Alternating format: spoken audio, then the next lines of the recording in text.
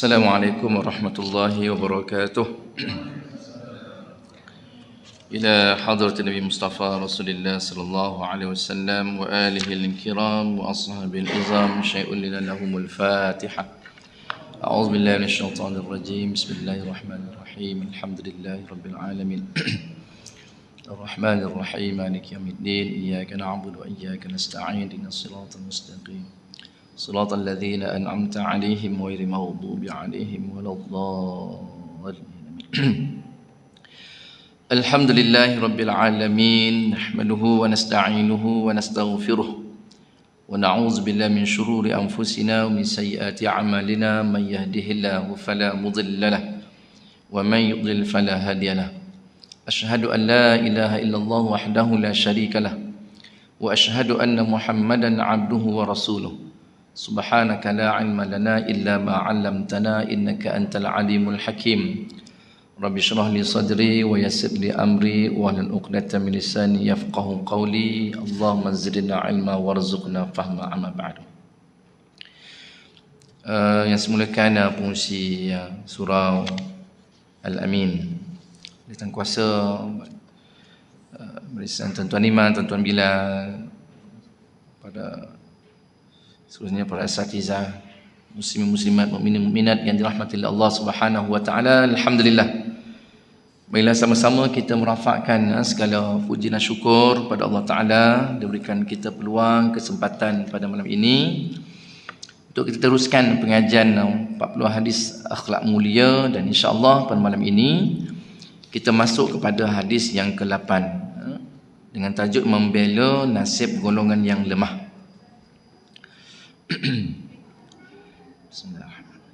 An Abi Hurairah radhiyallahu anhu qala anin Nabi sallallahu alaihi wasallam qala as-sa'i 'ala al-armalati wal miskin kal mujahidi fi sabilillah wa ahsabuhu qala wa kal qa'imil ladzi la yaftur wa qas-sa'imil ladzi la yuftir muttafaqun alaihi.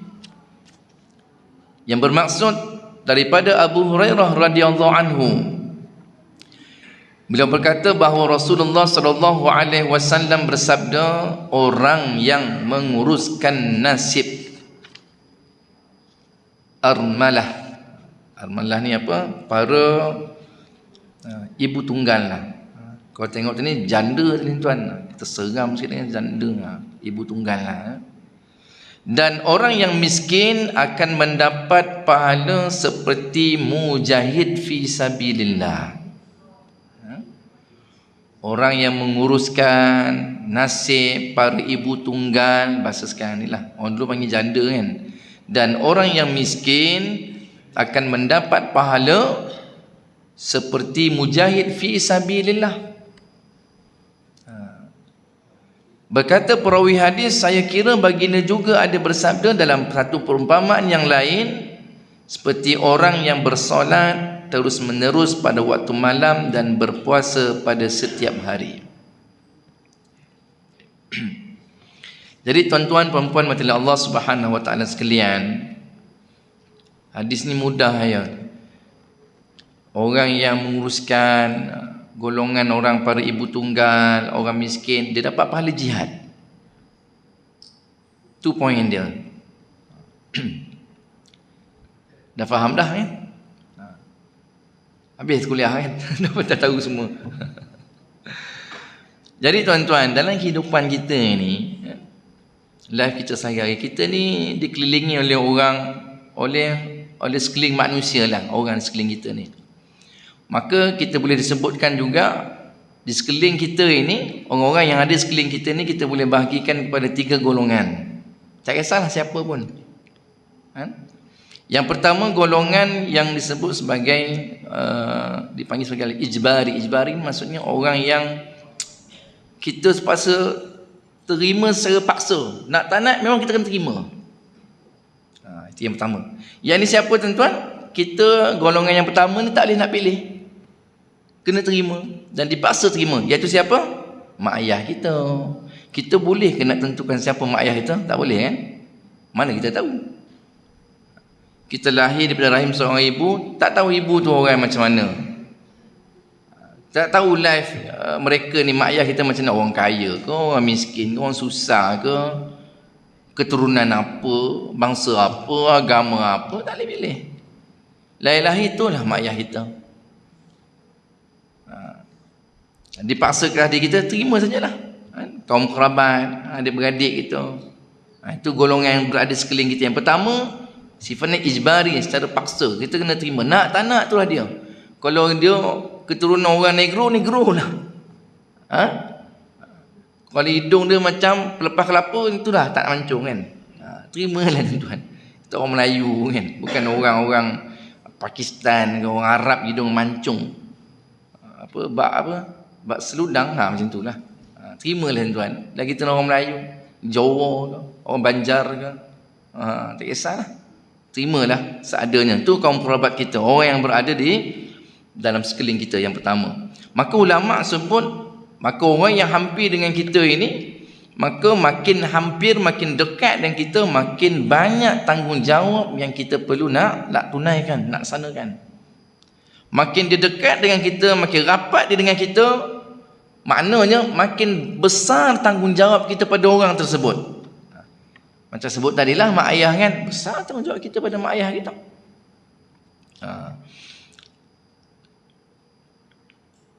Maka tentu macam Allah SWT nak tak nak, kenalah kita ini, orang yang hampir tu kena, macam mak ayah tu kena taat. Kena laksanakan tanggungjawab kita sebagai seorang anak, adik-beradik kita kan, sebagai saudara kita yang seibu seayah. Ada tanggungjawab yang perlu kita lunaskan. Itu yang pertama. Golongan yang kedua yang berada di sekeliling kita, satu lagi, yang pertama ijbari, yang terpaksa terima. Yang kedua ialah seakan-akan ada ikhtiari, seakan-akan kita boleh pilih. Kadang-kadang tak boleh pilih pula. Kadang-kadang mungkin boleh pilih, kadang mungkin tak boleh nak pilih. Seakan-akan begitu. Siapa tuan-tuan? Jiran. Tuan-tuan sewa rumah, beli rumah tak tahu ni, sebelah rumah kosong ni, kanan kita orang pertama beli. Tak tahu siapa jiran kita. Betul tak? Ada kala kita tak boleh nak pilih, ada kala boleh pilih. Wah, dah tahu jiran kita ni orang ni, jiran kita ni pengungsi surau ni, wah elok, bagus ni duduk sebelah. Contoh kan. Ada benda kadang macam boleh pilih, kadang macam tak boleh pilih. Ni yang kedua. Seakan-akan kita boleh pilih jiran. Yang pertama tadi disebut sebagai ijbari, yang kedua syibih ataupun ikhtiari, maknanya seakan kita boleh pilih, kadang macam tak boleh pilih. Macam tu. Sebab itu pepatah Arab sebut tuan-tuan, ajar qabla dar. Pepatah Arab kata, pilih jiran sebelum buat rumah. Penting tuan-tuan sebenarnya. Itu akan mencorakkan kehidupan kita selepas ini. Selepas kita dah masuk rumah, dia akan menentukan.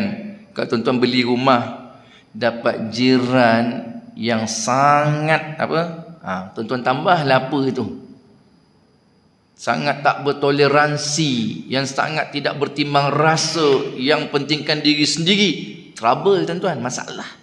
Kita duduk sini mungkin dah beli rumah nak sampai mati ni, sebab tanah kubur pun dah buka kan.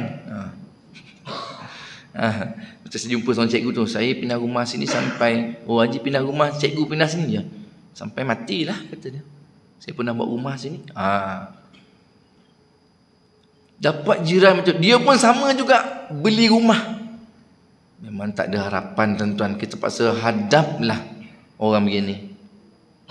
Tadi sebut tadi, kadang ada no choice kan, tak ada pilihan. Terima tuan-tuan. Sebab itu patah Arab kata, pilih, tengok jiran sebelum buat rumah. Kadang ada contoh tuan-tuan nak beli rumah, tengok tanya orang sini dan ramai ni, sebelah ni siapa yang tinggal ni, sebelah ni siapa orang ni, ini siapa. Dalam kelompok komiti semua ni orang banyak Melayu ke, India ke, Cina ke, kita boleh survey. Kita boleh buat research sendiri. Dah beli jenis rumah orang yang jenis depan rumah kita ada parking kereta, jenis tak boleh nak, tak reti nak ni, nak hormat kita kan. Rumah kita kot duk parking kita, susah juga kita kan. Ada yang macam tu, yang pentingkan diri sendiri. Seakan-akan yang boleh kita pilih. Penting tuan-tuan, jiran ni sangat penting, memainkan peranan penting. Sebab ada tanggungjawab juga. Yang kalau kita kata tadi, kalau keluarga yang rapat yang kita, yang ada pertalian darah ni, ada tanggungjawab yang lebih besar. Bahkan yang jiran yang mungkin tidak ada tanggungjawab, tak ada pertalian pun ada tanggungjawab yang kita kena lunaskan, yang kena tunaikan. Yang kalau dia ada jenis, ada yang disebutkan ada 3 tanggungjawab, ada 2 tanggungjawab, ada 1 saja tanggungjawab.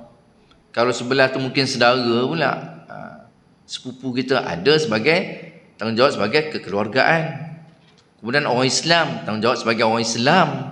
Yang ketiga, tanggungjawab sebagai jiran tetangga. Ada 2 saja sebagai saudara Islam, sebagai jiran tetangga. Ada 1 saja sebagai jiran saja, dia bukan Islam, dia bukan saudara.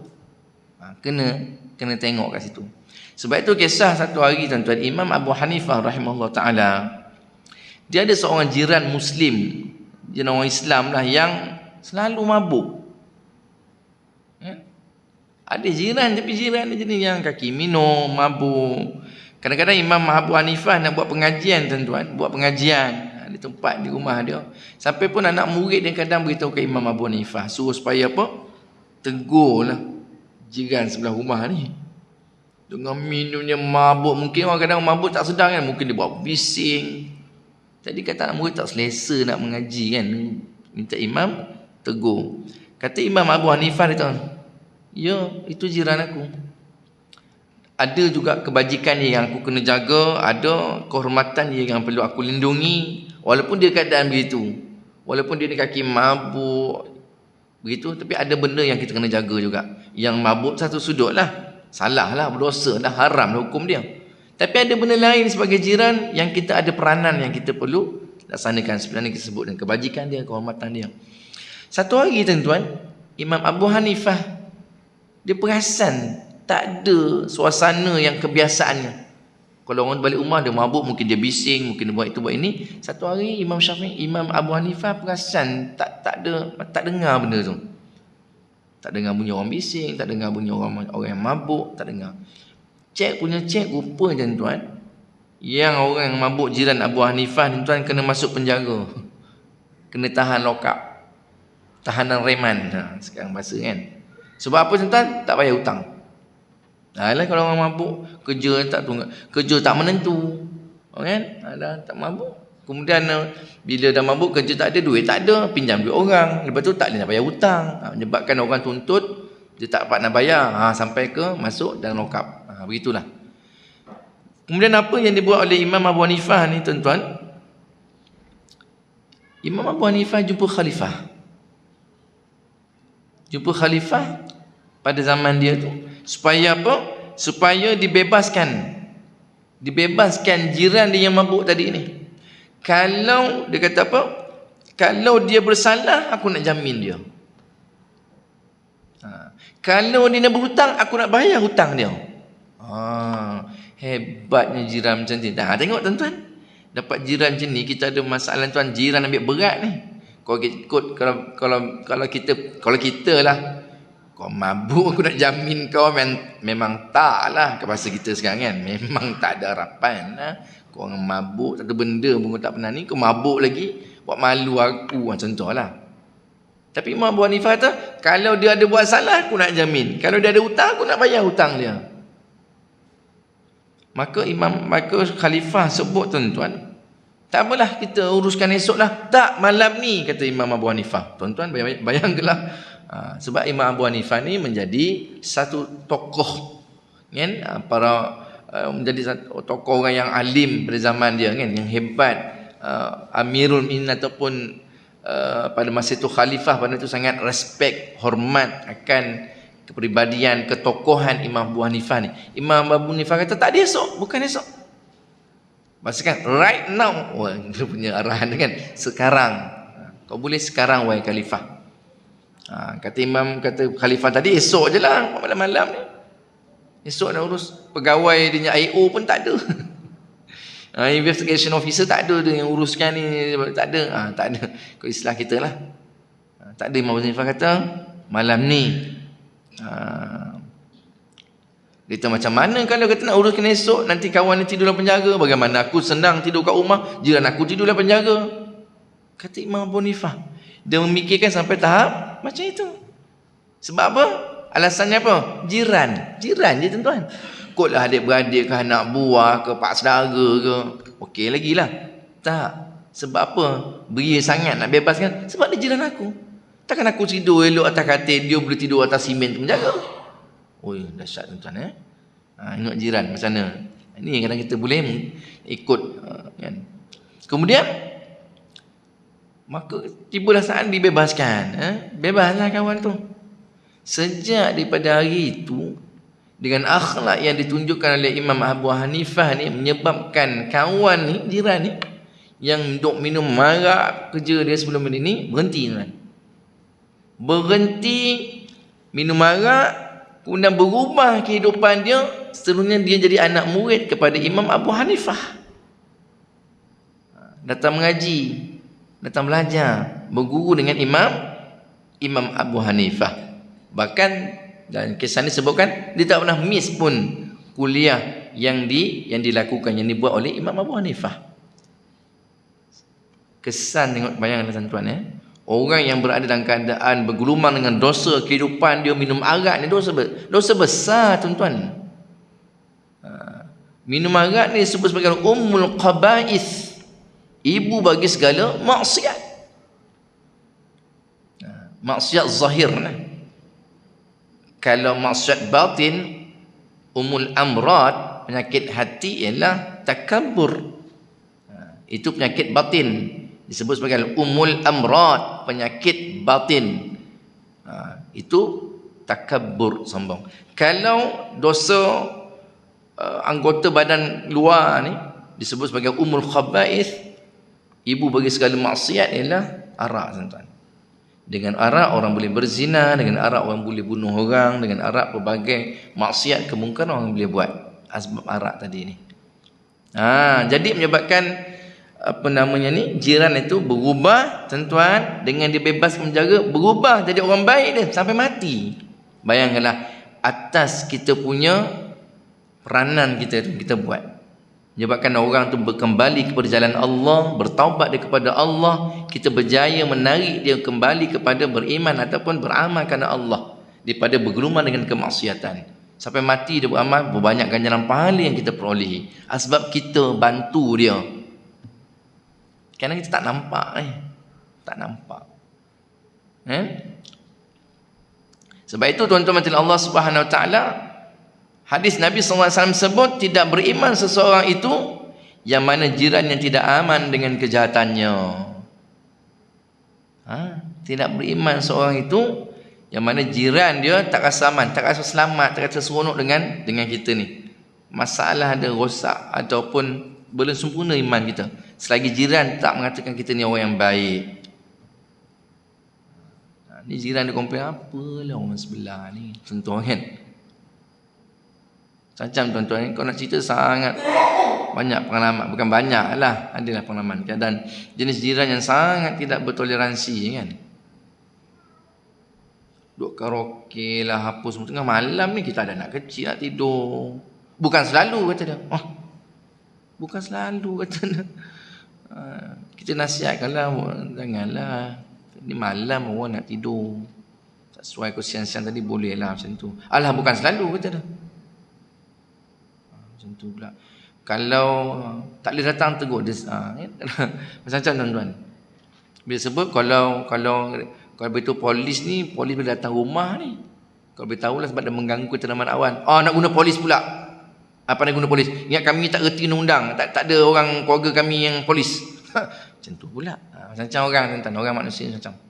Kerana kita jangan secara elok. Tak boleh datang depan-depan ke? Kalau datang depan-depan tengah malam pukul 2 pagi datang, Assalamualaikum tu nampak sangat. Kita dah WhatsApp lah. Assalamualaikum. Ni dah lewat sangat ni. Janganlah. Anak-anak tidur, saya dah anak kecil. Tuan-tuan, dia buat karangan STPM tuan-tuan. 600 patah perkataan. Kalau SPM 350 ya. Kita cakap itu ya. Tuan-tuan, ada pendahuluan, ada isi kandungan, ada penutup. Kalau STPM 600 patah perkataan. Berjejali tuan-tuan. Sabarlah.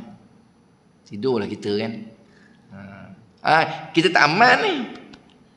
Kalau kau bangun tahajud tengah malam, kau banyak bersedekah, tapi jiran tak rasa seronok dengan perangai, tuan-tuan, Nabi kata tidak beriman. Tak sempurna iman dia. Walaupun duk semayang, duk tahajud, semua zikir. Itu berzikir sementara itu hubungan dengan Tuhan. Hubungan manusia ni orang sebanyak terlepas pandang ni. Dalam hidup tu hubungan dengan Allah, hubungan manusia, hablum minallah. Banyak orang dia jaga sangat hubungan Tuhan, baguslah. Tapi hubungan dengan manusia ni tak jaga ni. Jiran tak jaga. Kemudian hadis yang lain, tidak beriman seseorang itu, maknanya tidak sempurna iman dia. Dia kenyang sedangkan jirannya lapar. Itu hadis juga. Maknanya jirannya susah, tak pernah ambil tahu pun keadaan jiran tetangga kita ni, makan ke tak ke, ada keperluan yang tak dipenuhi ke. Sedangkan kita ni mungkin orang yang mampu.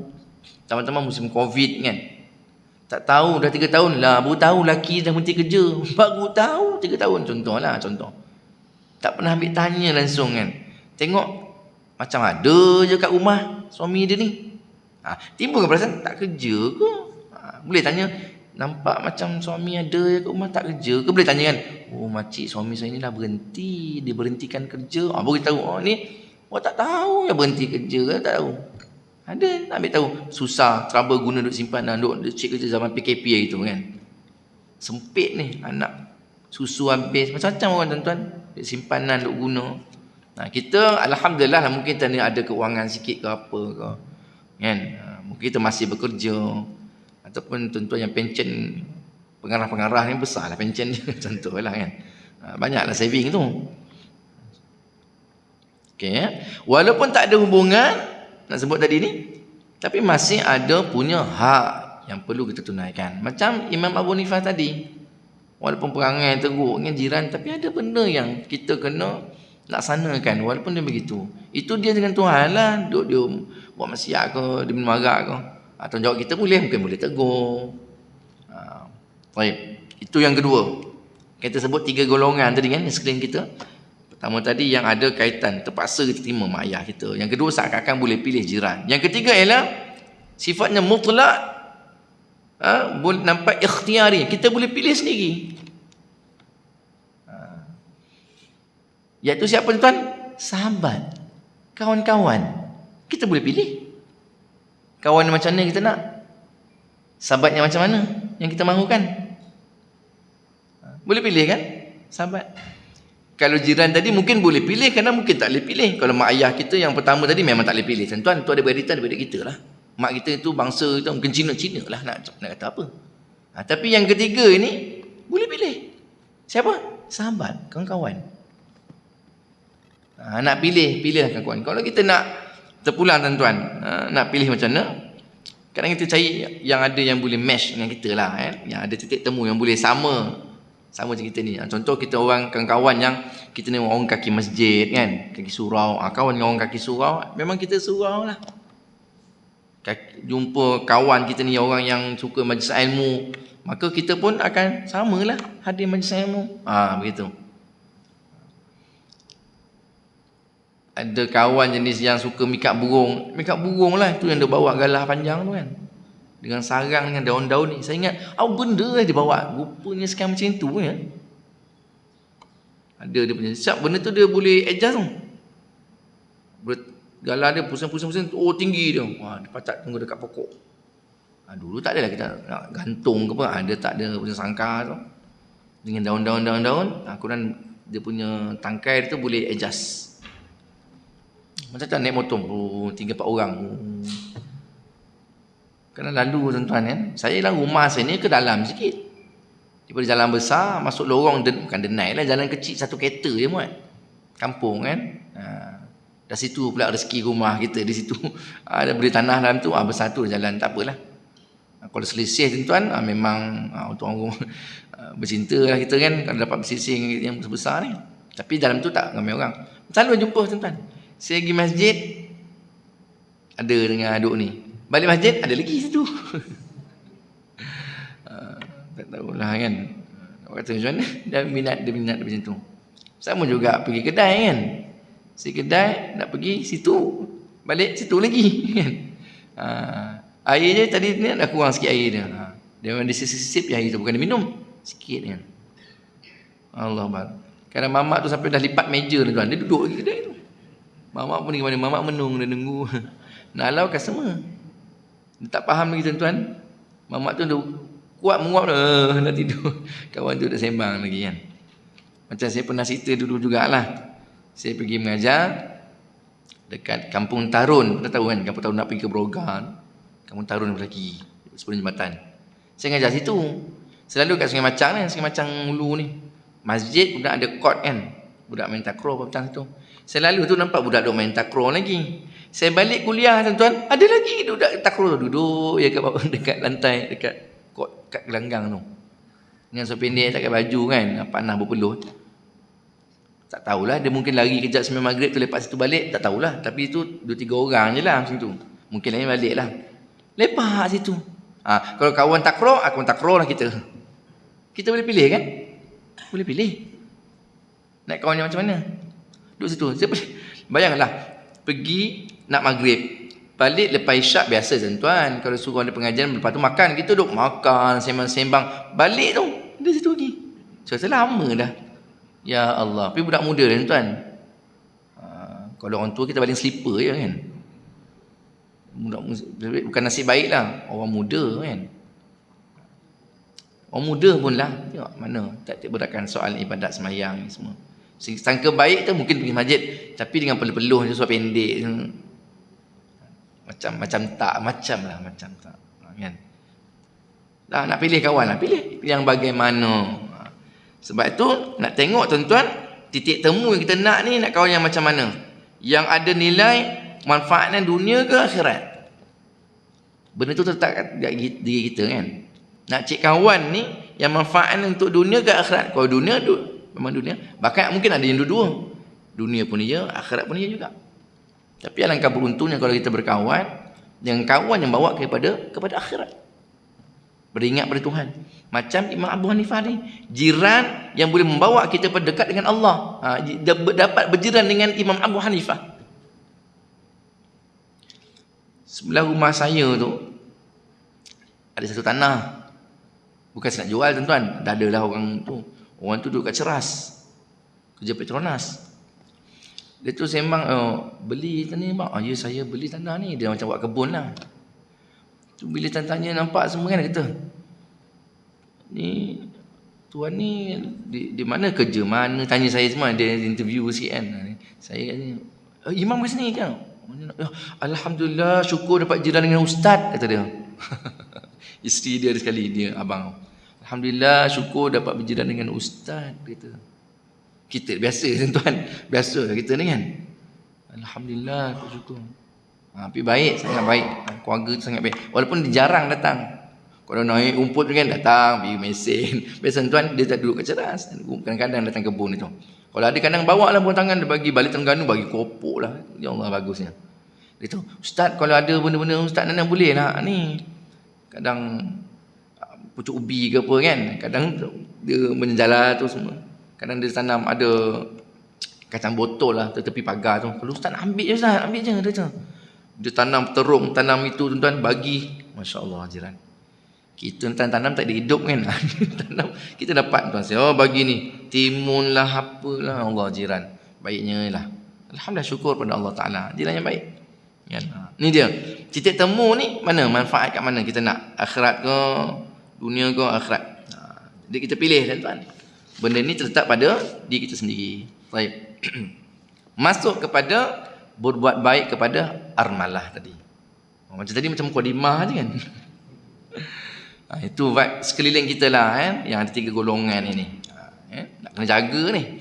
Okey, yang seterusnya, poin seterusnya ialah yang Nabi sebut, yakni golongan armalah. Armalah ni apa? Ibu tunggal. Atau janda lah. Maka timbul juga persoalan yang dikata menjaga apa, orang yang menguruskan nasib para janda ataupun para ibu tunggal dan orang yang miskin mendapat pahala fi sabilillah. Boleh juga, ada juga pandangan menentukan, termasuk juga kalau kata ibu tunggal, bapa tunggal. Ada ke bapa tunggal? Saya tak tahulah. Yang sebatang kara yang tak berkahwin, tak berkahwin, ataupun dia baru berkahwin ditinggalkan isteri dia, kesian dia kan. Tapi ada orang bercerai tu dia lagi famous je. Ada orang macam tu lah. Lagi famous je. Boleh juga ibu tunggal atau bapa lah. Sama ada lelaki tu mungkin ada isteri kemudian hidup sebatang kara, anak tak ada, apa tak ada macam tu kan. Ataupun dia tak pernah berkahwin. Termasuklah tu.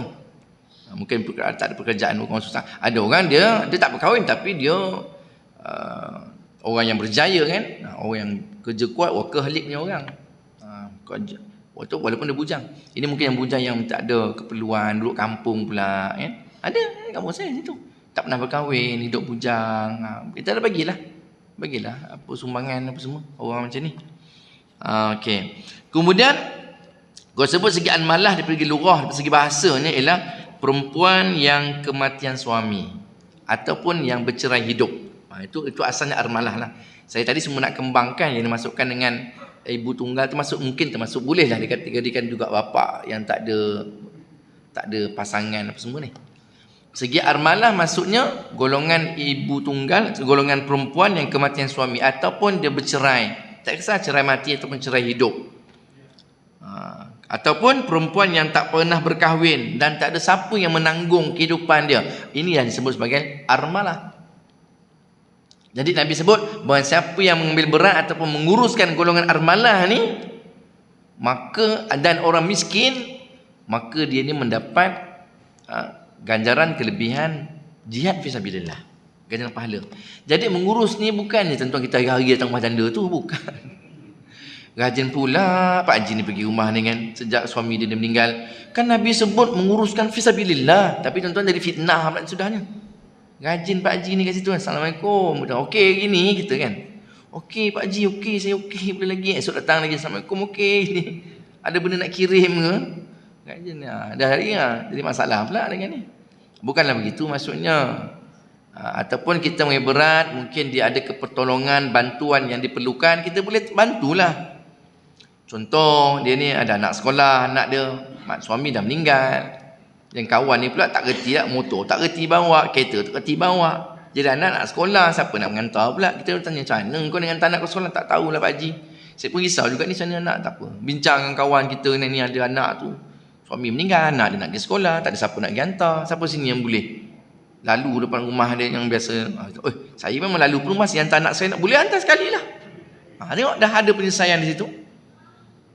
Kita mintalah ni ada tu yang siapa tu mula bawa anak kan, takut lepas tu bawa mak pula, kita risau kat situ pula.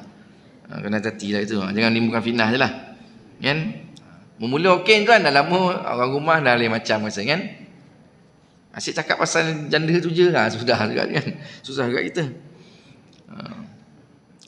Banyaklah benda bantuan. Dia mungkin anak dia anak yatim, dia tak tahu macam mana nak dapatkan bantuan, tak tahu nak buat macam mana. Kita mungkin boleh dapatkan borang, bantu dia tolong nak kecok ketua kampung ke apa, kita tolong hantar supaya anak dapat bantu anak yatim. Boleh je. Itu cara kita mengurus, bukan kita urus dia jaga makan, bukan semestinya begitu. Apa saja yang boleh meringankan beban dia. Kita hari-hari kita tengok jenuh tuan-tuan. Jenuh tuan. Saya tak bertanggungjawab atas perkara ini. Ini hadis Nabi sebut kelebihan tuan-tuan. Nabi tu tak sebut. Memanglah saya sebut. Tapi tuan-tuan ni lain macam pula kan. Risau kita. Ini dia. Perempuan tanda pertama yang kematian jadi bercerai ataupun kematian suami, ataupun yang tak pernah berkahwin, yang hidup sebatang kara. Tak ada siapa yang nak tanggung keperluan dia semua. Jadi kita tolong bantu. Yang pertama. Yang kedua tadi Nabi sebut apa? Golongan al-masakin. Golongan masakin. Masakin ni berada perkataan sukun. Sukun ni maknanya mati. Kita ngajar tajwid kan? Sila kelas tajwid kan? Sukun maknanya berhenti kan? Makna orang golongan masakin ni orang yang berperkataan sukun, mati, makna terputus, terhenti dia punya keperluan hidup dia. Tak ada orang yang boleh bantuan bagi pertolongan. Miskin. Tak ada pekerjaan, tak ada. Sumber rezekinya tak tetap, tak ada kan. Itu maksud masakin ataupun miskin. Kita sebut orang miskin lah, orang miskin. Ada bahasa Arab masakin. Perkataan sukun, terhenti atau berhenti. Pendapatan dia kan. Jadi golongan ini tuan-tuan, jadi orang yang menguruskan tak semesti Macam sebut tadi tu, kita bantu dia. Tak semestinya kita urus bantu dia dengan duit kita sendiri. Tak semestinya. Nak bantu parah dekat sini, ibu tunggal seramai ada 20 orang contohnya kan. Parah kita nak bantu kan. Bukan maksudnya dengan duit kita sendiri. Dengan bantuan tadi bagi borang, kita uruskan dia. Macam surau kan, surau ke masjid ke. Mungkin ada AJK bahagian biro yang menguruskan ni orang miskin. Dia tolonglah. Isi borang apa semua, tolong itu kita tolong submit ke. Follow up supaya golongan ibu-ibu tunggal ni dapat bantuan daripada kerajaan. Kita menguruskan itu. Tak semestinya ke duit sendiri. Kita melorongkan. Jadi orang kata pemudah cara supaya bantuan dapat disalurkan. Begitu maksudnya. Ataupun kita bantu cari orang lain yang boleh bantu. Boleh juga. Ya. Kemudian tuan-tuan macam Allah Subhanahu Wa Taala dalam hadis ni kalau kita tengok, Allah Subhanahu Wa Taala sebut as-sa'i 'alal armalatil wal miskin kal mujahidi fi sabilillah. Nabi kita katakan as-sa'i, makna Nabi kata apa? Kena segera. Bersegera untuk bantu golongan al-marlah ni, orang miskin ni, kena cepat. Jangan dia lama terbiar. Sebab perkataan as-sa'i macam perkataan Al-Quran, wasari'u, perkataan tu, wasari'u ila maghfiratin, dia perintah kita bersegera nak bertaubat pada Allah. Banyaklah ayat tu kan. Ataupun perkataan surah Jumaah, apa namanya tu, fas'au ila zikra, ada perkataan itu juga, bersegera mengingati Allah Subhanahu Wa Taala. Kena cepat. Dengar ada ibu tunggal orang mungkin cepat bertindak supaya mereka tak terputus bekalan. Sampai kadang anak dah 6 bulan tak sekolah. Kita pun tak tahu lepas suami dia meninggal. 6 bulan anak dia tak sekolah. Kita pun tahu rupanya ada benda tak boleh, tu tak settle, duit iuran bas tak ada nak bayar, pakaian kelengkapan semua tak ada, semua-semua. Sebab tu kena as-sa'i, Nabi kata. Bersegera cepat. Meninggal kita dapat. Macam mana anak sekolah? Tanya. Kita ada kematian, macam mana besok nak urus ni, kerja anak tinggal kat mana? Ada apa semua tu, belanjaan. Tanya. Walaupun mungkin kita tak bantu dia, kita jadi pemudah cara kan. Baik. Jadi tuan-tuan dan Allah Subhanahu Wa Taala sekalian, kata Ibn Battal, dia kata kita tak mampu nak berjihad, tak mampu nak bangun malam, setiap malam bangun qiyamul lail, tak mampu nak puasa sunat setiap hari, maka kata Ibn Battal, buat apa yang Nabi suruh. Yang Nabi sarankan pada kita, contoh yang bantuan tadi kan, kita bersegera bantu golongan armalah dengan orang miskin ni, buat tu. Dia cover tadi yang jihad, bangun malamnya, berpuasa pada siang hari. Dengan kita bantu orang tu dah cover dah ibadat yang kita buat, yang sepatutnya kita boleh buat. Tapi tak mungkin tak mampu nak buat. Bantu orang, dia cover dah. Senang bahasa mudahnya lah. Kita jadi mampu nak bangun malam, payah kan, nak bersedekah ke nak apa, ataupun nak puasa pada siang hari. Ini bantu orang. Bantu orang. Seakan pahala tu mungkin lebih besar lagi daripada yang kita bangun malam itu. Kalau bangun malam seseorang, kita sendiri tentang pahala. Tapi bila bantu orang, kita bantu orang itu, bantu anak dia, apa semua, lagi besar ganjaran pahala dia. Sebab itu tuan-tuan Allah Subhanahu Wa Taala, Nabi SAW sebut, sesiapa yang menyampaikan hajat saudaranya, maka Allah Subhanahu Wa Taala akan menyampaikan hajat dia. Orang tu ada keperluan, ada hajat. Jadi kita tunaikan hajat dia. Keperluan dia kita penuhi. Sesiapa yang melapangkan kesusahan seorang Muslim, maka Allah Ta'ala akan melapangkan kesukaran di hari kiamat. Orang susah, bantu dia tuan. Besok kita susah di akhirat, Allah bantu kita. Dan sesiapa yang menutup aib seorang Muslim, maka Allah Ta'ala menutup aibnya di hari kiamat. Hadis riwayat Bukhari, hadis sahih ni. Jadi tinggi kelebihan tuan. Orang yang menyampaikan hajat saudara dia, orang yang melapangkan kesusahan orang Muslim, Allah lapangkan dia nanti. Orang yang menutup aib saudara, Allah tutup aib dia di akhirat esok. Bahkan ada hadis yang lain, Nabi SAW sebut bahawa siapa yang menyampaikan hajat saudaranya, lebih aku sukai, Nabi kata, daripada dia duduk di masjid aku, Masjid Nabawi, selama sebulan beriktikaf. Duduk sebulan iktikaf masjid Nabi, Nabi kata, tuan-tuan, duduk ke masjid Nabi cuma iktikaf tu. Sebulan. Nabi kata, tolong orang tu lebih aku suka daripada kau duduk iktikaf kat masjid aku selama sebulan. Itu lebih suka lagi Nabi kata. Tengok, kadang kita tak perasan benda ni tuan-tuan. Orang susah, orang fakir miskin, kita buat hal kita je lah. Bahkan bila kita dah faham ni, maka as-sa'i, bersegera cari data, ada maklumat. Kalau masjid saya tuan-tuan, ada maklumat bimbu tunggal berapa orang dalam Korea kami ni, anak yatim ada berapa orang,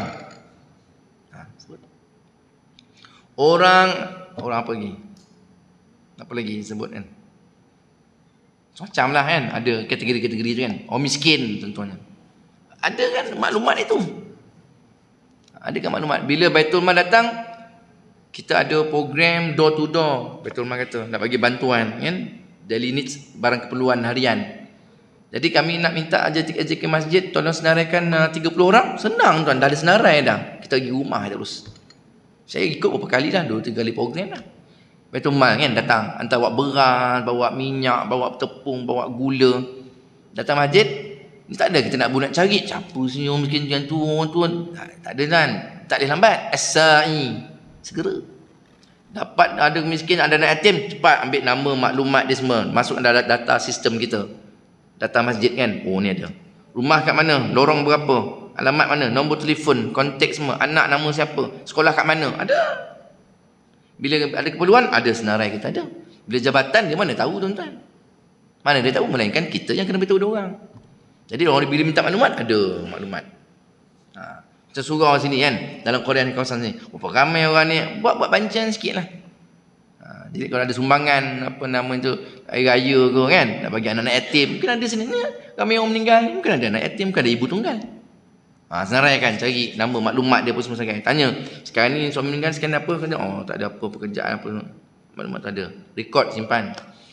Jadi bila ada program-program ni, kita ada dah ibu tunggal, kita dah ada senarai. Contohlah, walaupun bukan duit kita pun, mungkin orang menyumbang, mungkin orang semua duduk masjid kan, pengusi duduk surau, kita bagi sepenuh hari raya, bagi duit raya pada anak yatim. Allahu Akbar. As-sa'i yang kita bersegera. Dan kita lah tergolong, mudah-mudahan insya-Allah, golongan yang dikatakan menguruskan al-malah tadi ni, yang Nabi janjikan pahala fisabilillah, jihad. Tak susah tuan-tuan. Bila kita bersama, kita jadi mata dan telinga masing-masing sama. Beritahulah kat Musi, Encik Mirul ni. Kita sama-sama lah bantu.